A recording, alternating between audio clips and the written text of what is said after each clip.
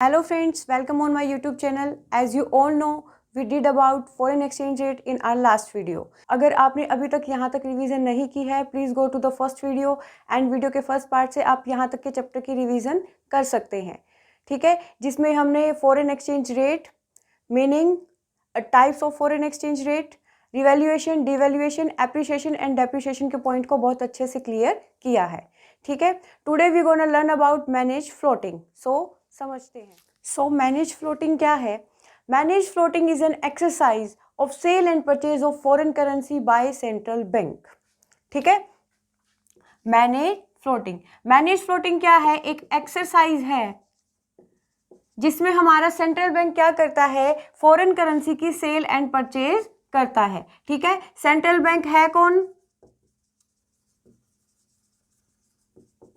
RBI, that is reserve bank of India.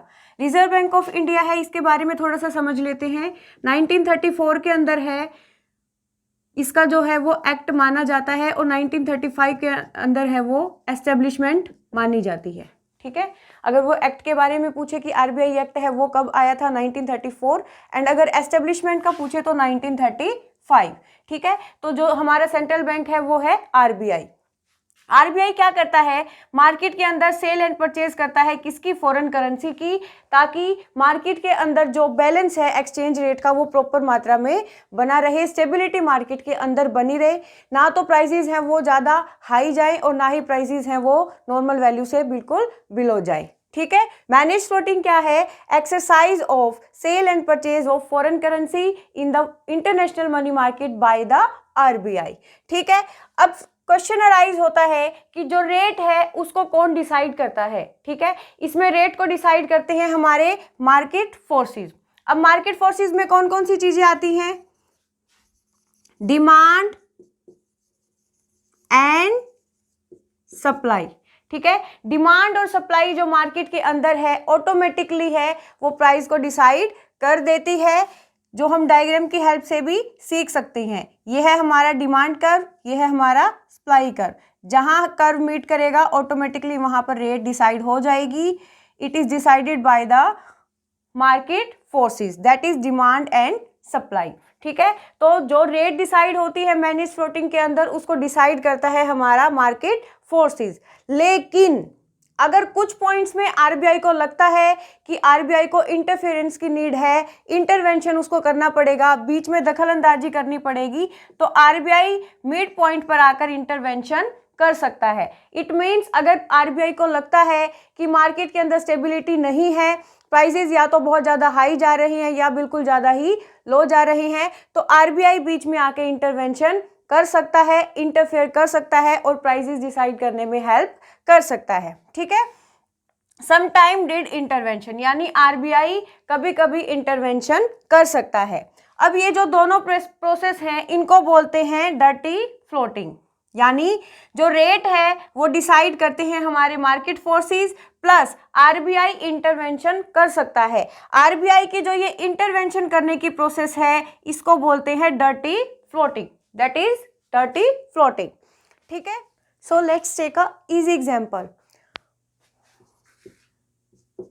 If the RBI wanna decreasing the exchange rate, अगर RBI चाहती है कि जो exchange rate है मार्केट के अंदर वो डिक्रीज हो जाए, तो आरबीआई क्या करेगी? मार्केट के अंदर जो यूएस डॉलर की सप्लाई है उसको इंक्रीज कर देगी, ठीक है।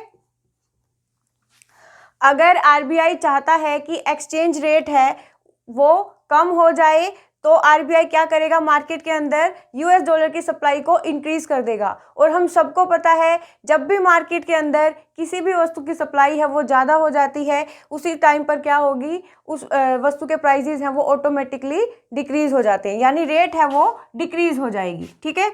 इसी तरीके से अगर आरबीआई चाहता है कि एक्सचेंज रेट को इंक्रीज करना है तो क्या किया जाएगा?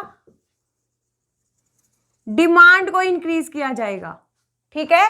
या हम बोल सकते हैं कि सप्लाई को या तो सप्लाई को डिक्रीज कर दिया जाए या डिमांड को इंक्रीज कर दिया जाए, तो ऑटोमेटिकली एक्सचेंज रेट है वो इंक्रीज हो जाएगा। ठीक है, this is all about dirty floating. I repeat, manage floating क्या है? एक एक्सरसाइज है जिसमें आरबीआई क्या करता है, सेल एंड परचेज करता है फॉरेन करेंसी की। ठीक है, रेट है वो डिटरमाइन की जाएगी मार्केट फोर्सेस के द्वारा, जो कि डिमांड और सप्लाई होता है। ठीक है, आरबीआई कभी कभी बीच में इंटरवेंशन कर सकता है।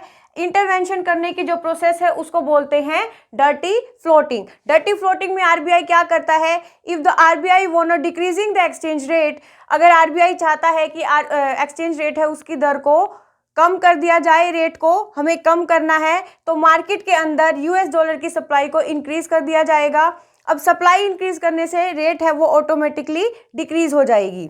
और अगर आरबीआई चाहता है कि एक्सचेंज रेट को इंक्रीज कर दिया जाए, तो सप्लाई को हम डिक्रीज कर देंगे या डिमांड को इंक्रीज कर देंगे। यानी सेम पॉइंट पर बहुत सारे कस्टमर हैं, वो मार्केट के अंदर चले जाएंगे और उसी वस्तु की क्या करेंगे, ज़्यादा से ज़्यादा डिमांड करेंगे।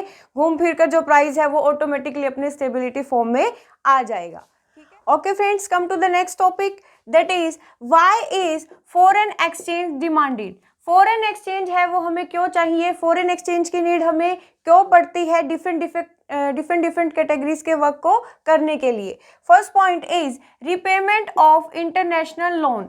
जितने भी हमने अब्रॉड से यानी फॉरेन कंट्री से लोन लिए हैं, उनकी पेमेंट करने के लिए, उनकी रीपेमेंट करने के लिए हमें क्या चाहिए, करेंसी चाहिए, जो कि बेसिक करेंसी है वो यूएस डॉलर को डिसाइड किया गया है। अगर कोई भी कंट्री कहीं से लोन लेती है तो उनको रीपेमेंट यूएस डॉलर के अंदर करनी होती है। ठीक है, तो अगर डिफरेंट कंट्री से आपने लोन लिया है तो रीपेमेंट आप क्या करेंगे, फॉरेन एक्सचेंज यानी डॉलर की फॉर्म में करेंगे।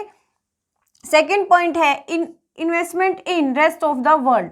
रेस्ट ऑफ द वर्ल्ड का मतलब क्या है, बाकी संसार के साथ, यानी अपनी कंट्री के अलावा अगर हमें किसी और डिफरेंट कंट्री में इन्वेस्टमेंट करनी है, हम वहाँ इन्वेस्टमेंट करना चाहते हैं, तो वो भी हमें क्या करनी पड़ेगी, फॉरेन एक्सचेंज में ही करनी पड़ेगी। ठीक है, third point is import. Import means आयात। ठीक है, इंपोर्ट का मतलब होता है दूसरी कंट्री से सामान अपनी कंट्री के अंदर मंगवाना। ठीक है, अगर हमारी कंट्री चाहती है कि बाहर से कोई प्रोडक्ट या कुछ सामान हमें अपनी कंट्री के अंदर मंगवाना है, तो भी हमें फॉरेन एक्सचेंज में ही पेमेंट करनी होगी, दैट इज यूएस डॉलर। ठीक है, fourth point is grants and donation. अगर हमें किसी और कंट्री को ग्रांट देना है, डोनेशन देना है, चंदा वगैरह हम देना चाहते हैं, फाइनेंशियली किसी और कंट्री की हेल्प करना चाहते हैं, तो भी हम क्या करेंगे, फॉरेन एक्सचेंज के रूप में ही करेंगे। यानी फॉरेन एक्सचेंज हमें चाहिए उनको पेमेंट करने के लिए। Fifth point is speculative trading. Speculation का मतलब होता है सट्टेबाजी। सट्टेबाजी इन द सेंस, आपने बहुत सारे स्पेकुलेटर्स को देखा होगा जो क्या करते हैं, मार्केट के अंदर जब शेयर्स का प्राइस बिल्कुल कम होता है उस टाइम पर वो शेयर्स को परचेज कर लेते हैं, और अगर उन्हें नेक्स्ट डे ही, यानी अभी खरीदे हुए उन्हें बिल्कुल एक सिंगल डे भी नहीं हुआ है, ठीक है, अगले दिन ही उन्हें लगता है कि प्राइसेस हैं वो हाई चले गए हैं, तो वो एकदम से उन शेयर्स को क्या कर देते हैं, बेच देते हैं। ठीक है, इस तरीके से वो किसके प्राइसेस कब डिक्रीज होंगे कब इंक्रीज होंगे इनको बहुत अच्छे से नॉलेज होती है। तो अगर स्पेकुलेटिव बिजनेस के लिए, स्पेकुलेशन ट्रेडिंग के लिए अगर हमें कुछ भी काम करना है तो भी हम क्या करेंगे, फॉरेन एक्सचेंज की फॉर्म में ही करेंगे। यानी स्पेकुलेटिव अगर बिजनेस करना है, स्पेकुलेटिव ट्रेडिंग करनी है, तो भी फॉरेन एक्सचेंज के रूप में ही करनी पड़ेगी। उसके लिए भी हमें क्या चाहिए, पेमेंट यूएस डॉलर में चाहिए। क्यों? क्योंकि यूएस डॉलर को बेसिक करेंसी मान लिया गया है। ठीक है, तो फॉरेन एक्सचेंज की डिमांड क्यों की जाती है, रीपेमेंट ऑफ लोन्स, यानी लोन की रीपेमेंट करने के लिए, डिफरेंट कंट्री के साथ इन्वेस्टमेंट करने के लिए, बाहर से कुछ सामान मंगवाना है तो भी हमें फॉरेन एक्सचेंज चाहिए, अगर हमें किसी और कंट्री की फाइनेंशियली हेल्प करनी है, उनको ग्रांट्स देने हैं, डोनेशन देने हैं, तो उसके लिए हमें फॉरेन एक्सचेंज चाहिए, और स्पेकुलेटिव ट्रेडिंग के लिए हमें फॉरेन एक्सचेंज चाहिए। ठीक है। Okay friends, this is all about foreign exchange rate. I hope आप यहाँ तक चैप्टर को बहुत अच्छे से रिवाइज करेंगे। If anyone have any problem please ask in the comment box. So please do like, subscribe, comment and share. मिलते हैं नेक्स्ट वीडियो में एक और नए टॉपिक के साथ। तब तक के लिए टाटा, बाय बाय।